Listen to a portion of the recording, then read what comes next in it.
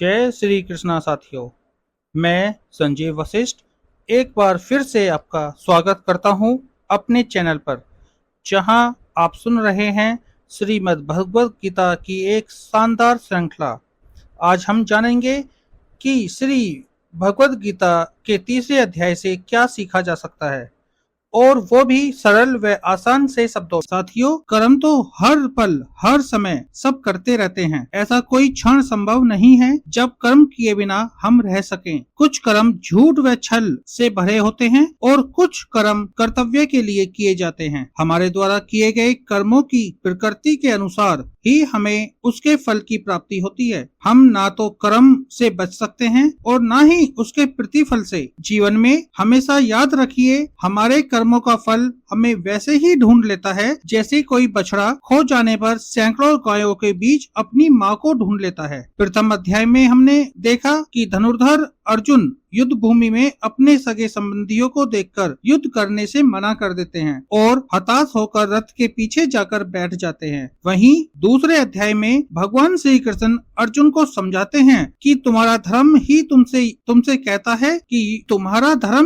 कहता है कि तुम युद्ध भूमि में उतरकर युद्ध करो। दूसरे अध्याय से श्री कृष्ण अर्जुन को दो मार्ग बताते हैं, पहला निष्काम कर्म योग और दूसरा ज्ञान योग। साथियों, श्रीमद् भगवद गीता के तीसरे अध्याय में हम जानेंगे कि ऐसी कौन सी दो चीजें हैं जो आपको इस दुनिया में कुछ भी प्राप्त करवा सकती हैं, तथा यह भी जानेंगे कि हम क्या हैं और हमारे मन को अपने काबू में कैसे करें, अपनी सभी बुरी आदतें कैसे छोड़ें और अपने मन चाहे लक्ष्य को कैसे प्राप्त करें। तो चलिए, मैं संजीव वशिष्ठ आपको ले चलता हूँ श्रीमद् भगवद गीता के तीसरे अध्याय की अलौकिक यात्रा पर। श्रीमद् भगवद गीता अध्याय 3 कर्म योग। साथियों, इस तीसरे अध्याय में टोटल 43 श्लोक हैं, जिनको मैं आपको क्रमबद्ध तरीके से और विस्तार पूर्वक आपको आसान और सरल शब्दों में बताऊंगा। तो साथियों, शुरू करते हैं अध्याय नंबर 3 कर्म योग। पहले श्लोक में अर्जुन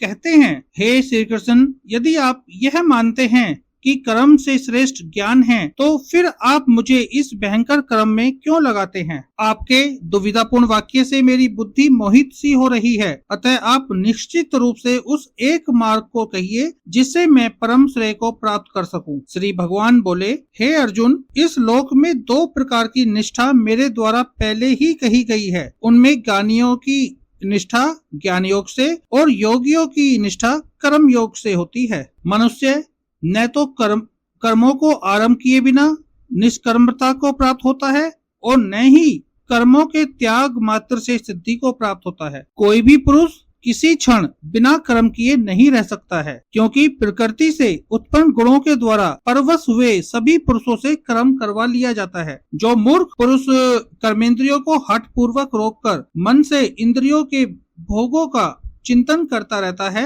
वह मिथ्याचारी कहा जाता है। हे अर्जुन, जो मनुष्य मन से इंद्रियों को वश में करके आसक्ति रहित होकर समस्त इंद्रियों के द्वारा कर्म योग का आचरण करता है, वही श्रेष्ठ है। तो नियत किए हुए श्रेष्ठ कर्म कर, क्योंकि कर्म को न करने की अपेक्षा से कर्म करना श्रेष्ठ है। अतः कर्म न करने से तेरा शरीर निर्वाह भी सिद्ध नहीं होगा। हे अर्जुन, यज्ञ के लिए किए जाने वाले कर्म के अतिरिक्त अन्य कर्म में प्रवृत्त हुआ यह पुरुष जगत बंधनों में बंध जाता है। इसलिए आसक्ति रहित होकर यज्ञ के नियमित ही कर्म करना ही अच्छा आचरण है। सृष्टि के आरंभ में प्रजापति ब्रह्मा ने यज्ञ सहित प्रजा की रचना कर उनसे कहा, इस यज्ञ के द्वारा तुम वृद्धि को प्राप्त करो और यह यज्ञ तुम्हारे लिए इच्छित कामनाओं को पूर्ण करने वाला होगा। तुम लोग यज्ञ के द्वारा देवताओं की उन्नति करो और देवतागण तुम्हारी उन्नति करें। इस प्रकार परस्पर उन्नति करते हुए परम कल्याण को प्राप्त हो जाओगे। देवतागण यज्ञ द्वारा पोषित होकर तुम्हें इष्ट भोग प्रदान करेंगे। उनके द्वारा दिए गए भोगों को जो पुरुष उनको दिए बिना भोगता है, वह चोर है। यज्ञ से बचे हुए अन्न को प्रसाद समझकर खाने वाले श्रेष्ठ पुरुष सब पापों से मुक्त हो जाते हैं, किंतु जो लोग केवल स्वयं के लिए पकाते हैं, वे तो केवल पापों को ही खाते हैं। सभी प्राणी अन्न से उत्पन्न होते हैं। अन्न वर्षा से उत्पन्न होती है, वर्षा यज्ञ से होती है और यज्ञ कर्मों से उत्पन्न होता है। कर्मों को तू वेद से उत्पन्न जान और वेद को अक्षर ब्रह्म से प्रकट हुआ जान। इसलिए वह सर्वव्यापी परमात्मा कर्तव्य क्रम में नित्य प्रतिष्ठित है। हे अर्जुन, जो मनुष्य इस संसार में प्रचलित सृष्टि चक्र के अनुसार नहीं चलता, वह इंद्रिय भोगों में लिप्त पाप में जीवन बिताने वाला व्यर्थ ही जीता है। किंतु जो मनुष्य आत्मा में ही आनंद का अनुभव करने वाला,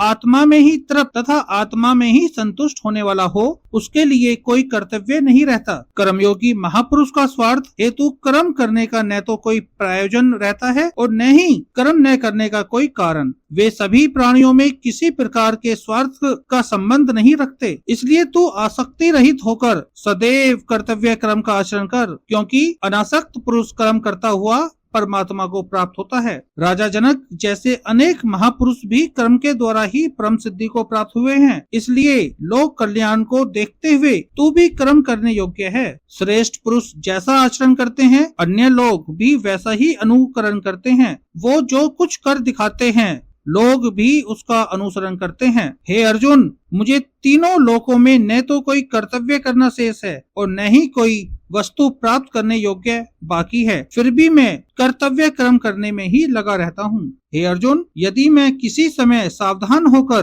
कर्तव्य कर्म न करूं, तो सभी मनुष्य मेरा ही अनुसरण करेंगे। यदि मैं कर्म न करूं, तो ये सब मनुष्य नष्ट भ्रष्ट हो जाएंगे और मैं संकरता का कारण बन समस्त प्रजा को नष्ट करने वाला बनूंगा। हे अर्जुन, जैसे अज्ञानी जन कर्म फल में आसक्त होकर कर्म करते हैं, वैसे ही विद्वान पुरुष अनासक्त होकर लोक कल्याण की इच्छा से कर्म करें। ज्ञानी महापुरुष को चाहिए कि कर्मों में आसक्ति वाले अज्ञानी मनुष्यों की बुद्धि में संदेह उत्पन्न न करें, बल्कि स्वयं समस्त कर्मों को अच्छी तरह से करते हुए उनसे वैसे ही कर्म करवाएं। सारे कर्म प्रकृति के गुणों के द्वारा किए जाते हैं, परंतु अहंकारी और अज्ञानी मनुष्य मैं ही करता हूँ ऐसा मान लेता है। हे अर्जुन, गुण विभाग और कर्म विभाग के तत्व को जानने वाला ज्ञानी पुरुष गुण ही गुणों में बरत रहे हैं ऐसा मानकर उनसे आसक्त नहीं होता। प्रकृति के गुणों से मोहित हुए अज्ञानी पुरुष गुण और कर्म में आसक्त रहते हैं। न समझने वाले अज्ञानी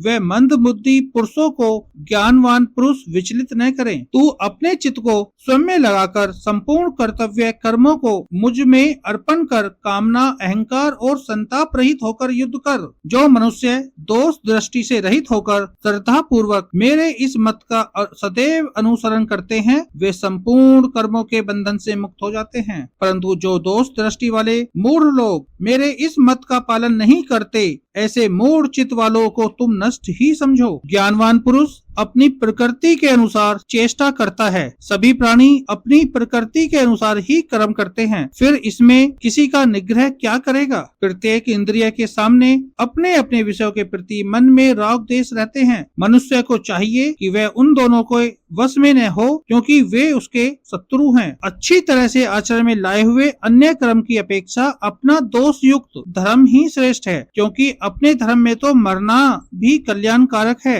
किंतु दूसरे का धर्म बह देने वाला होता है। अर्जुन कहते हैं, हे श्री कृष्ण, फिर यह मनुष्य किससे प्रेरित होकर न चाहते हुए भी अचानक पाप का आचरण करता है। श्री कृष्ण बोले, यह रजोगुण से उत्पन्न हुआ कामना ही है। कामना से क्रोध उत्पन्न होता है, यह कभी तृप्त न होने वाला महापापी है। तू इसको ही शत्रु जान। जैसे धुएं से अग्नि, धूलि से दर्पण और भ्रूण गर्भाशय से ढका रहता है, वैसे ही कामना के द्वारा ज्ञान ढका होता है। हे अर्जुन, इस अग्नि के समान कभी न तृप्त होने वाले और विवेकियों के नित्य शत्रु काम के द्वारा मनुष्य का विवेक ढका हुआ है। इंद्रिया, मन और बुद्धि कामना के निवास स्थान कहे जाते हैं। इन्हीं के द्वारा ये ज्ञान को ढककर देही पुरुष को मोहित कर लेते हैं। इसलिए हे अर्जुन, तुम पहले इंद्रियों को वश में करके ज्ञान और विज्ञान का नाश करने वाले इस कामरूप महान पापी को नष्ट करो। कर्मेंद्रिया स्थूल शरीर से श्रेष्ठ है, इंद्रियों से श्रेष्ठ मन है तथा मन से अधिक श्रेष्ठ बुद्धि है और बुद्धि से भी उच्च आत्मा है। हे महाबाहु, इस प्रकार बुद्धि से सर्वश्रेष्ठ आत्मा को जानकर बुद्धि के द्वारा